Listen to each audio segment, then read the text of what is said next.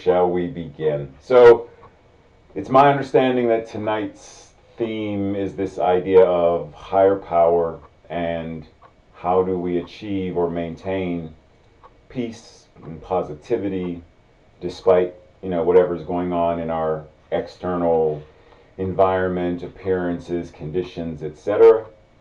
And so before we dive in, I feel that, I have to give, I have to set context, because for me, I stopped talking about, positivity or being positive about 2 years ago, recognizing that the concept or the energy of balance, yin yang, includes negative and positive.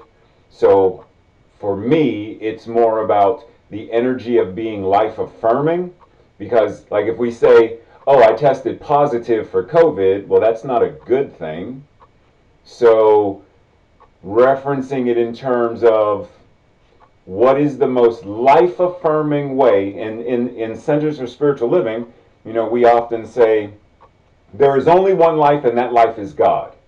And that life is my life now. So by stepping into this energy of what does it mean for me to maintain a state of awareness and active engagement that is life-affirming.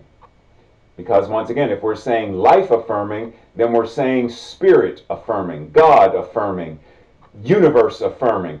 And if there's only that one power and presence, and what it is, it's incarnating itself in, through, and as me and all of us, then what we are saying is, how do I live my best life honoring the truth of who and what I am as an individualized expression of spirit?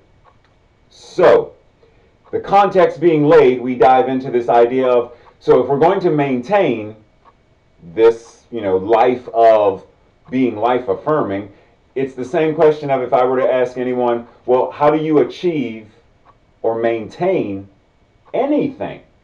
How do you achieve or maintain physical health and well-being? How do you attain or achieve or maintain relationship, romantic relationship, friendships, professional relationships, a parental and child relation? How do you achieve and maintain that? And keeping in mind that when we're saying achieve and maintain, we're saying physical health and well-being, professional health and well-being, parental health and well-being in my relationship with my child or children, relationship with my significant other, health and well. So what we're talking about is, how do I live, open at the top, the best manner possible? Because we're always in relationship.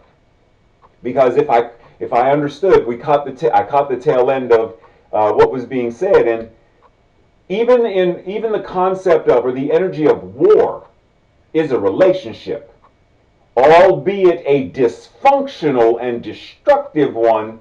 It is a relationship in terms of how people are relating from the energy of othering and xenophobia and capitalism and imperialism, and that's still a relationship.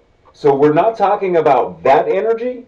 We're talking about, how do I achieve this energy of that which is balanced and unified and life-affirming and creative and conscious of spirit and love, and how do I maintain that when things occur that make me want to step outside of my bubble of peace and say something to someone that is not the most Dalai Lama-like. So how do I maintain the energy of, ooh, Om Shanti, Shanti, ooh, Okay, Ray, breathe, Ray, breathe. But did you hear what they just said? Yes, I heard it. But what did you say you wanted to achieve and maintain? Did you want to achieve anger? Well, no. Did you want to maintain hostility? No. So what do you want to achieve and maintain? Peace of mind, justice, equity, love, compassion. Well, then what do you need to do that? Same thing. If it's a particular skill, martial arts, drawing, dance, acting, how do you achieve it? And how do you maintain it? Like that's the thing. Because we make it seem like this thing called spirituality is somehow different than learning ballet. It's not. Learning how to make a pizza or lasagna is somehow different than learning how to meditate. No, it's not. If God is all there is, if we believe that, then everything that we do is God doing it.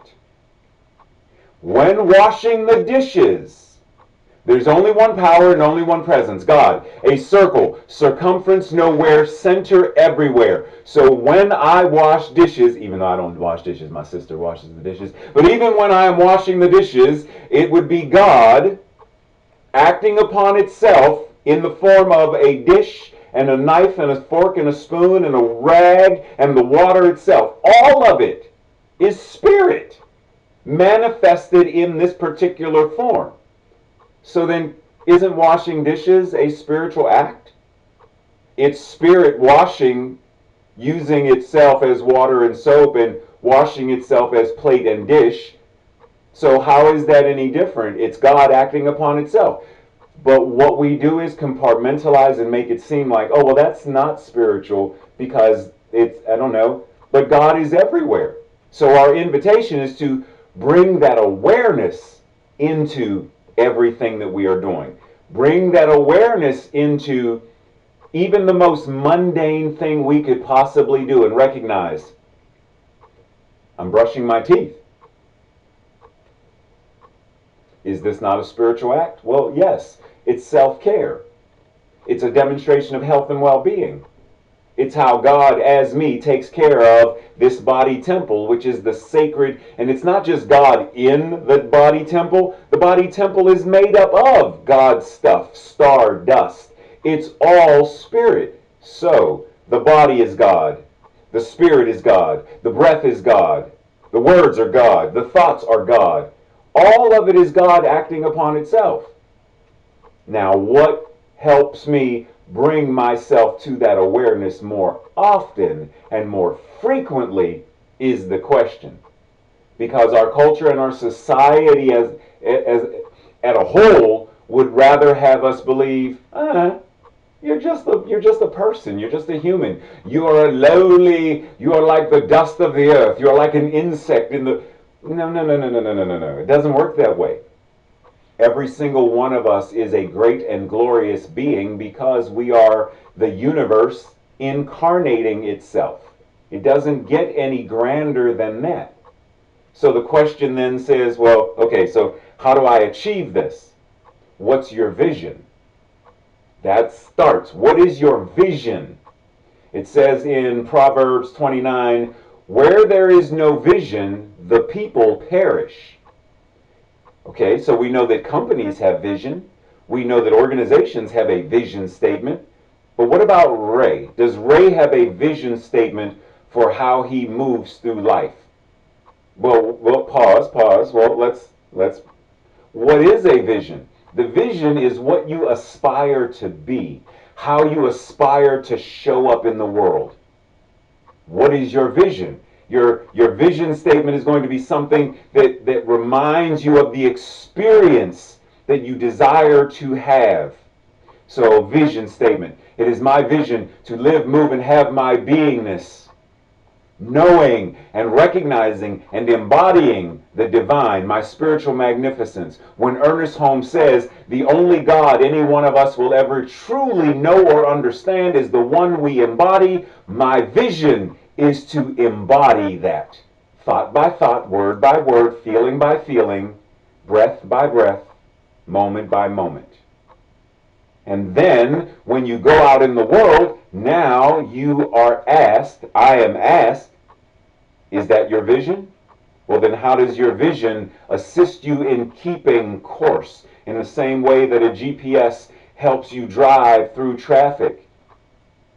The destination that you put into the GPS is your vision. You may not be there now, but you know that, hold on. So, Siri, destination, the UK, so that I can meet these amazing people in person. Cool, thank you. And it's plugged in, and then all I have to do is click begin, and then my course is laid out. That's the vision. The vision is the destination that we cast for how we are now going to maneuver through the traffic of life. And when things show up, traffic jam, road construction, then we make a detour. But the detour isn't a bad thing. The detour is simply okay, well, you can't go that way to get where you're going, so here's another route. There is always another path to get where it is we desire to go when we're clear of where we're going. Now, what is our mission? Our mission is the thing, the energy that drives us, that keeps us motivated to move in the direction of that vision. That thing that says, oh man, I really don't feel like working out today. I know I said I was going to do 2 miles of walking or do the bike for a mile, but and the mission says, what is your vision? Your vision is to live healthy and well. Okay, so the mission says, okay, motivation, enthusiasm, inspiration, get on the bike. So what drives you? What is the thing that makes you smile and laugh and enjoy life? Do more of that. Bring more of that. If it's watching comedy, then watch comedy. If it's telling jokes, tell jokes. If it's being with family and friends, then be with whatever it is. If it's sitting on the balcony sipping tea, watching the sunset, and it inspires you to enjoy life, to see God in the faces of all those who you may not want to see God in, but my mission says there is only God, and therefore even the face of that family member who always criticizes me and the person that traumatized me, even they too must be the divine. So I sip my tea and I watch the sunset and I remember there is only God. And the challenge is, when I see God as them, how do I bring compassion? How do I bring love? How do I bring whatever that is into that mix so that I am living, moving, and having my beingness as someone with a vision, with a mission, with a purpose and core values? What are my values? Do I value peace? If I value peace, and I'm not just talking about peace in the world and peace in the Middle East and peace. I'm talking about, where in my life am I a demonstration of peace? Because if I go to the market and I am angry at the person in front of me because they're counting 1 and 2 and 3. Wait a minute, I gotta start over. 1 and oh, sweet baby Jesus, how long is this? That's not a demonstration of peace. So where in my life, in my consciousness, am I invited, if I say that that is a core value, peace, compassion, generosity, whatever those core values are, then I am invited to say, what does that look like? Not just to marinate on it in my mind, because I can think about mental gymnastics. I can be nice to everybody in my imagination. I don't even believe in the devil, but I can be nice to the devil in my imagination. I can be nice to anybody I want to be in my imagination. But when they show up in front of me, you know, here in the United States, there's this thing called the Ku Klux Klan, and they don't like black people very much. So in my imagination, I can send them love and all that other stuff. But when someone in that white sheet with the little pointy thing is standing in front of me, oh, you want me to still hold on to my core values though, right? Ooh, therein lies the challenge. How do I stay steeped in principle when it is the most challenging? You know, even Jesus said, Yeshua, the Christ said, look, it's easy to love people who love you back. That's easy. It's far more challenging, and therein lies the work. To give love, to send love to those who send you. I want to slap you in the head. I don't like you. You're a woman. You're weak. You're black. You're weak. You're this. You're that. You're gay. You're this. You're that. You're It's far more challenging to send them love. But therein lies the practice. Because if we want to have it and embody it and create a world that works for all, then we are invited to find those places in our consciousness, in our belief system, that is preventing us from really stepping into the practice. And it's not easy. It's uncomfortable. You know, going to the gym when you're sleepy, it's not easy. It's not comfortable. Pushing away. Oh, wait a minute. Did Lynn just offer me a piece of chocolate cake? Oh, I don't, but it's chocolate cake. Thank you. Oh, no. I said I wasn't going to do sugar and whatnot for 6 months. Like, it's far easier to say yes and eat the chocolate cake than to say, but I said I was going to abstain or fast or whatever it is for 6 months. No sugars, blah, blah, blah, blah. Lynn, give me the chocolate cake in 6 months. Okay, cool. Love you. Thank you. Right? Therein lies the practice. How do I, when it's challenging, still go for that walk? When it's challenging, I really don't want to namaste because I really don't want to see the divine in you, but therein lies the practice. Where and how do I find the resistance in me to surrender it, to relinquish it, to heal it, so that I can truly walk the walk, to truly embody God? And even more so, we say this idea of having faith. Do you have faith? It even says in the Bible, have faith that of a mustard seed, and you can tell the mountain to in the mountain with me. Yeah, I got you. But that's linguistic convenience, because you don't have faith. You don't. No one has faith. Faith has you. Breathe that in for a second. Because see, I have something to drink, but I can drink it, and it's gone, and then I don't have it anymore. Or my sister could take it, and I don't have it anymore. Faith is the absolute certainty that the law says when it says yes. Faith is what the universe has in and of itself when stars are formed and gravity holds things, and that's faith. Faith is the absolute confidence and certainty that God is God. Faith has us. So, if we're really going to move into this energy of what does that mean, then we have to remove all of the obstacles, all of the mental equivalents that hold us in fear and bondage and all that other stuff, and practice the practice. In the book It's Up to You, Ernest Holmes says, the hardest thing any person has to do is to learn to trust the universe. Woo. Uncle Ernie went there, didn't he? He said the hardest thing to do is to trust the universe. It would seem like it might be the easiest thing to do, but it's not. We like to dabble with our requests, our prayers, to pull a prayer back. David, do me a favor. Pray for me regarding financial wealth and abundance. And David says, I got you, Ray. And then I say, wait. Hold on a second. And I pull the prayer back.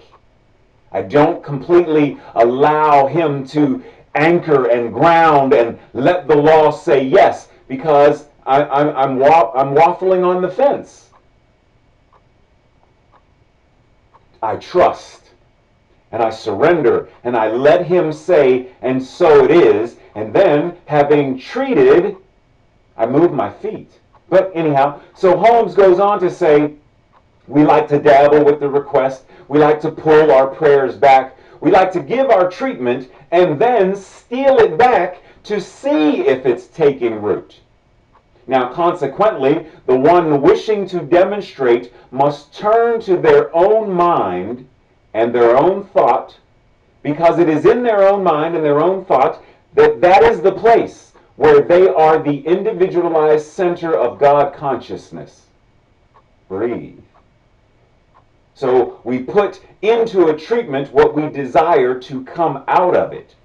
Now, that doesn't mean, he goes on to say, like, that doesn't mean that we are injecting some kind of force or energy into it, into like God is reluctant, so we are injecting this force of nature to compel God to do the work. He says that's not it at all. Because if we put corn into the ground, we get corn. Now, we don't have to make corn come out of the soil. We don't sit there and go, corn! No. What is that? What is that, a potato? No. Corn! What is that, a carrot? Like, we don't do, you put a corn seed in and corn grows. We do the same thing with our treatment. What am I anchored to as my mental equivalent? Surrender it. The law says yes. And what I put into the prayer, into the treatment, is what I get out of it. Holmes goes on to say, no matter what all the world believes, no matter what anyone says, the person must believe that this power does directly and specifically respond to their word. Directly and specifically respond to their word. That they are actually in league with the only power that there is. That's a lot. Holmes broke that down, because that's a lot. There is only that which is God, and it is operating in, through, and as us to the degree that we allow it to operate that way. Okay? So, check this out. There's a book called Practical Vedanta where Swami Vivekananda says, now, breathe this one in, where he says, the person who does not believe in themselves is an atheist. And he goes on to explain, if this person, recognizing that God is all there is, then this person, in not believing in themselves, and yet they are an incarnation of God, an individualized expression of God, if you do not believe in yourself, then you do not believe in God, therefore you are an atheist.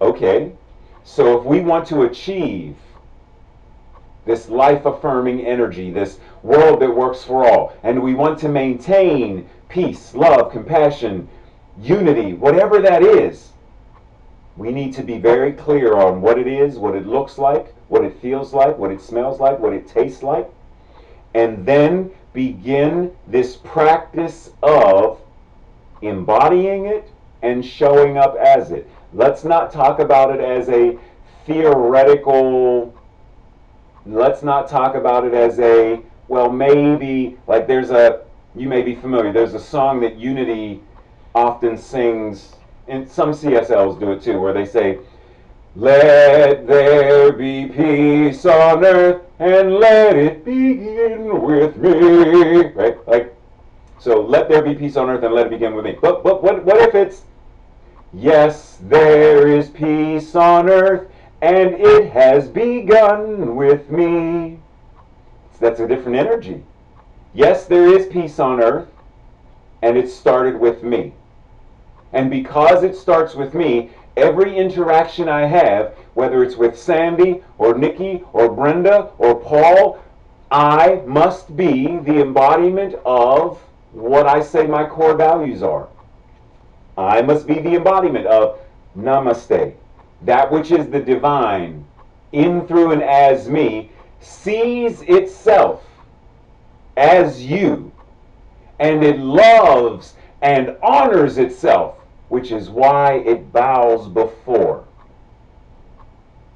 If I'm going to truly embody that, then when I see Denise, I don't just see Denise, I see the divine magnificence that is God incarnating itself as her. Josie, I don't just see this person with this name, I see the infinite. I see that which is eternal, immortal, and without bound, incarnating the infinite, showing up in the finite form that goes by the name Josie. I have to be able to see that there is this love that is without measure, and this love that is without measure is showing up in this person, as this person, their thoughts, their words, their feelings, their life is the divine demonstration of love. Because if I only see people, then the moment David says something that I don't like, boom, animosity, boom, hostility, boom, othering, and whatever else comes up. It's, well, he shouldn't have said, and I don't like that he did, and now, now there's a story. There's a whole, let us begin on chapter 12, the story of what David did. Oh, it was a cold December afternoon when David said, Ray, I'm sorry, I ate the chocolate cake that Lynn saved for you. What? What did you... Nikki, did you hear? Wait a minute, let me get that. And so, he licked his lips, for the cake was delicious. At which point Ray shook his fist at the heavens and said, no! Why do we do that? Why do we create these elaborate stories that keep us separate from the practice of achieving and maintaining this life-affirming nature of God? Is to be steeped in the practice that says, when I wake up in the morning, I ask myself, what do I desire to experience in my individual life? What do I want to experience? What do I desire to contribute to the collective? Why do I want to experience this for myself? And why do I want to share this and contribute this to the world? Why do I want the love that I feel? Why do I want Maria to make sure, I want to make sure that she feels and that she knows that she is an amazing and beautiful divine emanation, incarnation of God. Why do I want that? Because I know that the more of us that know who and what we are, the more points of light that there are around the world, the more points of light, the more bushels that are baskets taken off and lights shining, then the more the darkness of despair and addiction and othering and all of those things, the more that fades away. So of course I want her to know this. Of course I want to contribute that. Now, what am I willing to become and to manifest? What am I willing to treat and move? Not treat and twiddle my thumbs, sitting here wishing it was done. Twiddle my thumbs, just sitting here twiddling, wishing it was done. Oh, I'm not doing anything. Treat and move. Now, I don't say, I'm going to treat, and Maria, you move your feet. Paul, you move your feet. I'm not doing it. Denise, you move your feet. I'm not doing it. Mel, move your feet. I'm going to just pray. No, it's treat and move your feet. We are each divine incarnation of God. We are here to do the work. We are here to live that life. So what is the blueprint? What do I need to do each day to construct this thing called a world that works for all? What is the mental equivalent that I must be steeped in? My mental equivalent, my thoughts, my words, my feelings and emotions, and then the way that I show up in the world. Because the more committed I am to that, then of course I'm going to maintain it. Wax on, wax off. The same way Mr. Miyagi taught Daniel in The Karate Kid. The same way Yoda told Luke, dude, judge me by my size, do you? As well you should not. For my ally is the Force, and a powerful ally it is. It binds us. It holds us together. It moves and reaches and touches. Like all of these narratives and stories and archetypes remind us that when we are anchored and grounded in truth, maintaining it is easy because we are clear. We have purpose. We know the truth. And as been said before, know the truth and the truth will set you free. And so simply knowing that and practicing it moment by moment gives us the ability to create, to manifest, not just a world that works for all, but a life that works for me, a friendship that works for us, a community that works for us. And then that contagion of love and joy and peace and unity and equity spreads out so that the soil around the world vibrates with the energy of love. The air we breathe, the holy and divine Ruach of God, is what we inhale and exhale. The sky, the grass, the breeze that we feel, all of it is a reminder that this is simply God acting upon itself. Now, what is mine to do to create a world that works for all? And so it is.